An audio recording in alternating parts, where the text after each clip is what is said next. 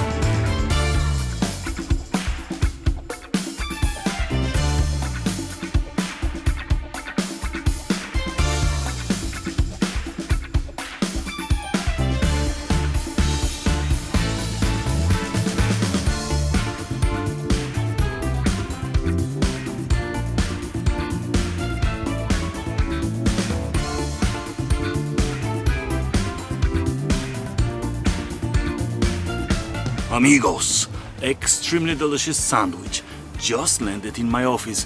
Bon appetit. Even bon appetit very much.